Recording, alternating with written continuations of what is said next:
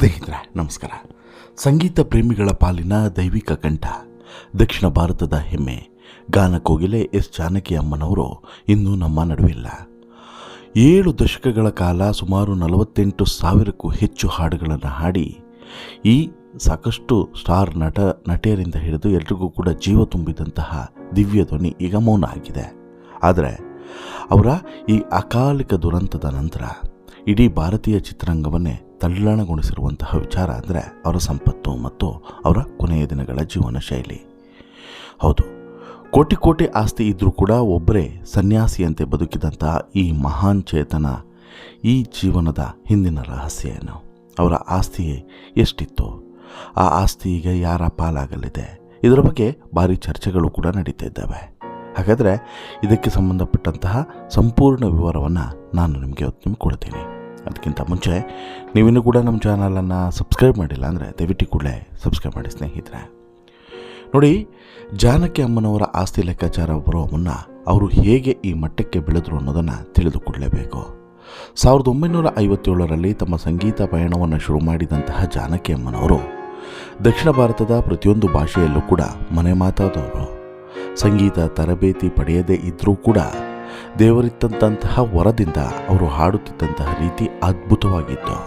ಆ ಕಾಲದಲ್ಲೇ ಅತಿ ಹೆಚ್ಚು ಸಂಭಾವನೆ ಪಡೆಯುವಂತಹ ಗಾಯಕರಲ್ಲಿ ಒಬ್ಬರಾಗಿದ್ದರು. ಸ್ವತಃ ಗಾನಗಂಧರ್ವ SPB ಅವರೇ ಜಾನಕಿಯವರ ಜೊತೆಗೆ ನನಗೆ ಹಾಡೋದಕ್ಕೆ ವರ್ಷಕ್ಕೆ ಒಂದಷ್ಟು ಅವಕಾಶಗಳನ್ನು ಕೊಡಿ, ಅದೇ ನನ್ನ ಭಾಗ್ಯ ಅಂತಲೂ ಕೂಡ ಹೇಳಿದರು ಅಂತ ಹೇಳಿದ್ರೆ ನೀವೇ ಇಮ್ಯಾಜಿನ್ ಮಾಡ್ಕೊಳ್ಳಿ ಜಾನಕಿಯವರ ಕಂಠಸಿರಿ ಯಾವ ರೀತಿ ಇತ್ತು ಅಂಥೇಳಿ. ಇನ್ನು ಅವರ ಆಸ್ತಿಯ ಬಗ್ಗೆ ಸಾಕಷ್ಟು ಚರ್ಚೆಗಳು ಸೋಷಿಯಲ್ ಮೀಡಿಯಾದಲ್ಲಿ ಕಳೆದ 2 ದಿನಗಳಿಂದ ನಡೀತಾ ಇದೆ.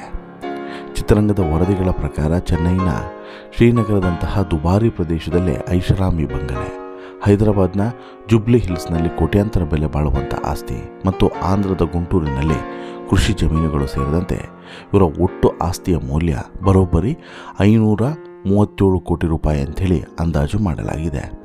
ಇದು ಅಧಿಕೃತ ಅಲ್ಲವೇ ಅಲ್ಲ. ಯಾಕೆಂತ ಹೇಳಿದರೆ ಅಧಿಕೃತವಾಗಿ ಎಲ್ಲೂ ಕೂಡ ಇವರ ಆಸ್ತಿಯ ಲೆಕ್ಕಾಚಾರ ಸಿಗ್ತಾ ಇಲ್ಲ.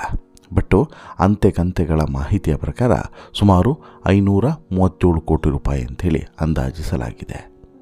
ಆದರೆ ಇಲ್ಲೇ ಇರೋದು ಅಸಲಿ ಟ್ವಿಸ್ಟು. ಏನು?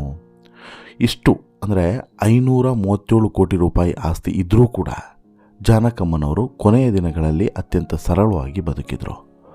ಹಣೆಯ ಮೇಲೆ ವಿಭೂತಿ, ಬಿಳಿ ಸೀರೆ, ಯಾವುದೇ ಬಂಗಾರದ ಆಭರಣಗಳು ಇಲ್ಲದೆ ಸನ್ಯಾಸಿಯಂತೆ ಬದುಕಿದ್ರು. ಅದಕ್ಕೆ ಕಾರಣ ಲೌಕಿಕ ಬದುಕಿನ ಮೇಲೆ ಅವರಿಗಿದ್ದಂಥ ವಿರಕ್ತಿ. ಹೌದು, ಪ್ರೀತಿಸಿ ಮದುವೆಯಾದಂಥ ಪತಿ ಒಂದು ರೀತಿಯಲ್ಲಿ ಇವರ ಜೀವನದ ಒಂದು ಬಹುಮುಖ್ಯ ಅಂಗವಾಗಿದ್ದರು. ಕಾರಣ ಏನು ಅಂತ ಹೇಳಿದ್ರೆ, ಮದುವೆ ಆದ ಬಳಿಕ ಪತಿಯೇ ಇವರನ್ನು ಹೆಚ್ಚು ಹಾಡುವಂತೆ ಪ್ರೋತ್ಸಾಹವನ್ನು ಕೊಟ್ಟಿದ್ದು. ಇವರು ಹೆಚ್ಚೆಚ್ಚು ಸಾಧನೆ ಮಾಡೋದಕ್ಕೆ ಪತಿಯೇ ಕಾರಣವಾಗಿದ್ದು. ಇನ್ಫ್ಯಾಕ್ಟ್ ಇವರು ಪ್ರೀತಿಸಿ ಮದುವೆ ಆಗಿದ್ದು ಕೂಡ ಹೌದು.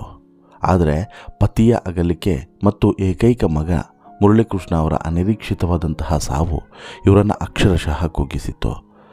ತಮ್ಮ ಮಗುವಿನ ಅಂದರೆ ಇವರ ಬಳಿ ಎಷ್ಟೇ ಆಸ್ತಿ ಇದ್ದರೂ ಕೂಡ ಪತಿಯನ್ನು ಕಳೆದುಕೊಂಡ ನಂತರ, ಮಗನನ್ನು ಕಳೆದುಕೊಂಡ ನಂತರ ಈ ಆಸ್ತಿ ಮತ್ತು ಈ ಸಂಪತ್ತಿನ ಮೇಲೆ ಅವರಿಗೊಂದು ಮೋಹನೆ ಹೋಗಿಬಿಟ್ಟಿತು. ಹಾಗಾದರೆ ಈಗ ಇರುವಂಥ ಆಸ್ತಿ ಯಾರ ಪಾಲಾಗ್ತದೆ, ಏನಾಗುತ್ತೆ ಅನ್ನುವಂಥದ್ದು ಸದ್ಯಕ್ಕಿರುವಂಥ ಕುತೂಹಲ. ನಾನು ಹೇಳಿದಂಗೆ ಇವರ ನಿಖರ ಆಸ್ತಿಯ ಮೌಲ್ಯದ ಬಗ್ಗೆ ಅಧಿಕೃತ ಮಾಹಿತಿ ಲಭ್ಯವಿಲ್ಲ. ಆದರೂ ಕೂಡ ಹಲವು ಮಾಧ್ಯಮಗಳ ವರದಿಗಳು ಮತ್ತು ಸಾರ್ವಜನಿಕ ಅಂದಾಜಿನ ಪ್ರಕಾರ ಒಟ್ಟು 537 ಕೋಟಿ ರೂಪಾಯಿ ಆಸ್ತಿ ಇದೆ ಅಂಥೇಳಿ ಹೇಳ್ತಾರೆ. ಅದರಲ್ಲಿ ಸ್ಥಿರ ಆಸ್ತಿ ಇದೆ, ಬ್ಯಾಂಕ್ ಹೂಡಿಕೆ ಇದೆ, ಸಂಗೀತದಿಂದ ಬಂದಂಥ ಸಂಭಾವನೆ ಇದೆ, ವಿವಿಧ ಹೂಡಿಕೆಗಳಿದ್ದಾವೆ, ಹಾಗೂ ಹಾಡುಗಳಿಗೆ ಸಿಗುವಂಥ ರಾಯಲ್ಟಿ, ಇದರ ಆದಾಯ ಕೂಡ ಸೇರಿದೆ. ಇವುಗಳ ಒಟ್ಟು ಮೌಲ್ಯವೇ ಇವರನ್ನು ದೇಶದ ಶ್ರೀಮಂತ ಹಿನ್ನೆಲೆ ಗಾಯಕರಲ್ಲಿ ಒಬ್ಬರನ್ನಾಗಿ ಮಾಡಿದೆ ಎನ್ನುವಂಥದ್ದು ಈಗ ನಾವು ಗಮನಿಸಬೇಕು.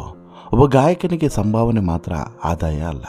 ಅವರು ಹಾಡಿದಂಥ ಹಾಡುಗಳಿಗೆ TV, ರೇಡಿಯೋ, ಸಂಗೀತ ವೇದಿಕೆಗಳು ಹಾಗೂ ಡಿಜಿಟಲ್ ಪ್ಲಾಟ್ಫಾರ್ಮ್ಗಳಲ್ಲಿ ಪ್ರಸಾರವಾದಾಗ ಅನ್ವಯಿಸುವಂಥ ಹಕ್ಕುಗಳ ಆಧಾರದ ಮೇಲೆ ರಾಯಲ್ಟಿ ಆದಾಯವೂ ಕೂಡ ಸಿಗ್ತದೆ.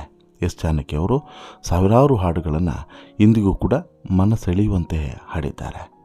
ಆ ಹಾಡುಗಳು ಮತ್ತೆ ಮತ್ತೆ ಮತ್ತೆ ನಮ್ಮ ಜೊತೆಗೆ ಆ ಜಾನಕಿ ಅಮ್ಮನವರು ಮೌನವಾಗಿದ್ದರೂ ಆ ಹಾಡು ಮೌನವಾಗೋದಕ್ಕೆ ಸಾಧ್ಯವಿಲ್ಲ. ಅದರಿಂದ ಸಂಗೀತ ಪರಂಪರೆ ಆರ್ಥಿಕವಾಗಿಯೂ ಕೂಡ ಮಹತ್ವದಾಗಿದೆ ಅನ್ನೋದಕ್ಕೆ ಇದೇ ಸಾಕ್ಷಿ.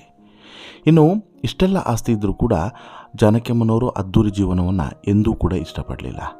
ಅವರನ್ನು ನೋಡಿದವರು ಹೇಳುವಂಥ ಒಂದು ಸಾಮಾನ್ಯ ಸಂಗತಿ ಅಂದರೆ ಸರಳ ಬಿಳಿ ಸೀರೆ, ಹಣೆಯ ಮೇಲೆ ವಿಭೂತಿ, ಯಾವುದೇ ಆಡಂಬರವಿಲ್ಲದಂಥ ಜೀವನ. ಸಂಪತ್ತಿಗಿಂತ ಮನಸ್ಸಿನ ಶಾಂತಿಗೆ ಹೆಚ್ಚು ಮಹತ್ವ ಕಂಡಂತಹ ವ್ಯಕ್ತಿತ್ವ ಅವರದ್ದು. ವೇದಿಕೆಯ ಮೇಲೆ ಸಾವಿರಾರು ಮಂದಿಗೆ ಸಂತೋಷ ನೀಡಿದಂಥ ಈ ಧ್ವನಿ ವೈಯಕ್ತಿಕ ಜೀವನಗಳಲ್ಲಿ ಅನೇಕ ನೋವನ್ನೇ ಅನುಭವಿಸಿತು. ಪತಿಯ ಅಗಲಿಕೆ, ಕುಟುಂಬದಲ್ಲಾದಂತಹ ದುಃಖದ ಘಟನೆಗಳು ಇವೆಲ್ಲವೂ ಕೂಡ ಇವರನ್ನು ಒಳಗೊಳಗೆ ಕಾಡೋದಕ್ಕೆ ಶುರು ಮಾಡಿತು. ಆದರೆ ಆ ನೋವನ್ನು ಎಂದಿಗೂ ಕೂಡ ಅವರು ಸಾರ್ವಜನಿಕವಾಗಿ ಪ್ರದರ್ಶನ ಮಾಡಲಿಲ್ಲ. ಮುಖದಲ್ಲಿ ಅದೇ ನಗು, ಮನಸ್ಸಿನಲ್ಲಿ ಮಾತ್ರ ಅಪಾರವಾದಂಥ ನೋವು. ಎಸ್ ಜಾನಕಿಯವರ ವ್ಯಕ್ತಿತ್ವದ ಮತ್ತೊಂದು ವಿಶೇಷ ಏನು ಅಂತ ಹೇಳಿದ್ರೆ, ಅವರಿಗೆ ಗೌರವ ಮುಖ್ಯ, ಅದಕ್ಕಿಂತ ಅಭಿಮಾನಿಗಳ ಪ್ರೀತಿ ಇನ್ನೂ ಮುಖ್ಯ. ಅವರು ತಮ್ಮ ಸಾಧನೆಯ ಬಗ್ಗೆ ಎಂದಿಗೂ ಕೂಡ ಹೆಮ್ಮೆ ಪಡಲಿಲ್ಲ. ಸಂಗೀತವನ್ನೇ ದೇವರು ಅಂತೇಳಿ ಆರಾಧಿಸಿದ್ರು. ಹಾಗಾದರೆ ಈಗಿರುವಂತಹ ಪ್ರಶ್ನೆ ಏನು? ಈಗ ಉಳಿದಿರುವಂಥ ಆಸ್ತಿ, ಅವರು ಮಾಡಿಟ್ಟಿರುವಂಥ ಆಸ್ತಿ ಯಾರಿಗೆ ಅಂತೇಳಿ ನಿಮ್ಗೆ ಗೊತ್ತಿರೋ ಹಾಗೆ ಈಗಾಗಲೇ ಅವರು ತಂದೆಯನ್ನು ಕಳ್ಕೊಂಡಿದ್ದಾರೆ, ಪತಿಯನ್ನು ಕೂಡ ಕಳ್ಕೊಂಡಿದ್ದಾರೆ. ಈಗ ಮೊಮ್ಮಗಳು ಮಾತ್ರ ಇರುವಂಥದ್ದು. ಮೊಮ್ಮಗಳೇ ಈಗ ಇವರೆಲ್ಲ ಅಂತಿಮ ಕಾರ್ಯವನ್ನು ಕೂಡ ಮಾಡಿರುವಂಥದ್ದು. ನೀವು ನೋಡಿದ್ದೀರಲ್ಲ, ಅವರೇ ಚಿತೆಗೆ ಎಲ್ಲ ಅಗ್ನಿ ಸ್ಪರ್ಶ ಮಾಡೋದರಿಂದ ಹಿಡಿದು ಎಲ್ಲ ಸಂಪ್ರದಾಯಗಳನ್ನು ಕೂಡ ಅವರೇ ನೆರವೇರಿಸಿರುವಂಥದ್ದು. ಈಗ ಈ ಆಸ್ತಿ ಯಾರ ಪಾಲಾಗ್ತದೆ ಅನ್ನುವಂಥದ್ದು ಚರ್ಚೆ ಆಗ್ತಿದೆ. ಕಾನೂನಿನ ಪ್ರಕಾರ ಆಸ್ತಿ ಹಂಚಿಕೆ ಸಂಬಂಧಪಟ್ಟಂತಹ ಉತ್ತರಾಧಿಕಾರ ಕಾನೂನುಗಳು ಮತ್ತು ಅವರ ವಿಲ್ಲು ಬರೆದಿದ್ದಾರೆ ಅನ್ನೋದ್ರ ಬಗ್ಗೆ ಎಲ್ಲವೂ ಕೂಡ ಡಿಪೆಂಡ್ ಆಗಿರ್ತದೆ. ಅಧಿಕೃತ ದಾಖಲೆಗಳು ಸಾರ್ವಜನಿಕವಾಗಿ ಇಲ್ಲದೆ ಇರೋದರಿಂದ ಸಾಮಾಜಿಕ ಜಾಲತಾಣಗಳಲ್ಲಿ ಹಾಗೆ ಬೇರೆ ಬೇರೆ ಕಡೆ ಬೇರೆ ಬೇರೆ ರೀತಿಯಾದಂತಹ ವಿಚಾರಗಳು ಹರಿದಾಡ್ತಿದ್ದಾವೆ. ವಿಲ್ ಮಾಡಿದಾರಂತೆ, ಅವರಿಗೆ ಆಸ್ತಿ ಸೇರುತ್ತಂತೆ, ಇವರಿಗೆ ಆಸ್ತಿ ಸೇರುತ್ತಂತೆ ಅಂತೇಳಿ. ಇವೆಲ್ಲವೂ ಕೂಡ ಅಂತೆಕಂತೆಗಳೇ, ಯಾವುದು ಕೂಡ ಅಧಿಕೃತ ಅಲ್ಲ. ಹೀಗಾಗಿ ಈ ವಿಚಾರದಲ್ಲಿ ಅಧಿಕೃತವಾದಂಥ ಮಾಹಿತಿ ಹೊರಬರೋವರೆಗೂ ಕೂಡ ಕಾಯೋದೇ ಸೂಕ್ತ. ಇನ್ನು ನನ್ನ ಪ್ರಕಾರ ಇವರು ಆಸ್ತಿ 537 ಕೋಟಿ ರೂಪಾಯಿ ಅಲ್ಲ, ಇವರ ಆಸ್ತಿ 48,000ಕ್ಕೂ ಹೆಚ್ಚು ಕೋಟಿ ರೂಪಾಯಿ. ಯಾಕೆ ಅಂತೀರಾ? ಇಲ್ಲಿ ಮನೆ, ಜಮೀನು, ಬ್ಯಾಂಕ್ ಬ್ಯಾಲೆನ್ಸು ಇದು ಯಾವುದು ಕೂಡ ನನ್ನ ಪ್ರಕಾರ ಜಾನಕಿಯಮ್ಮನವರ ಆಸ್ತಿ ಅಲ್ವೇ ಅಲ್ಲ.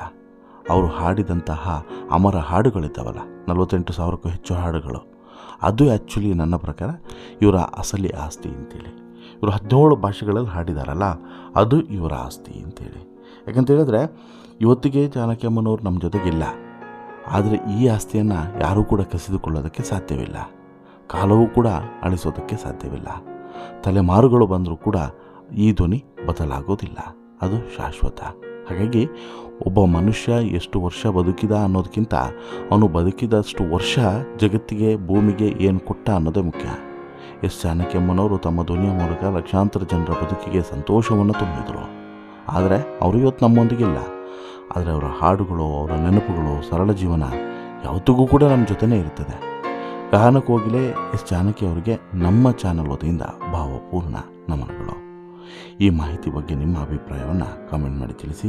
ಹಾಗೆಯೇ ನಿಮಗೆ ಇಷ್ಟವಾದಂತಹ ಅವರ ಹಾಡನ್ನು ಕೂಡ ಕಾಮೆಂಟ್ ಮಾಡಿ ತಿಳಿಸಿ ಅಂತೇಳಿ ಹೇಳ್ತಾ, ನಿಮಗೆ ಇಷ್ಟವಾದರೆ ಈ ಸ್ಟೋರಿ ಲೈಕ್ ಮಾಡಿ, ಶೇರ್ ಮಾಡಿ, ಚಾನಲ್ಗೆ ಸಬ್ಸ್ಕ್ರೈಬ್ ಆಗೋದನ್ನು ಮರಿಬೇಡಿ.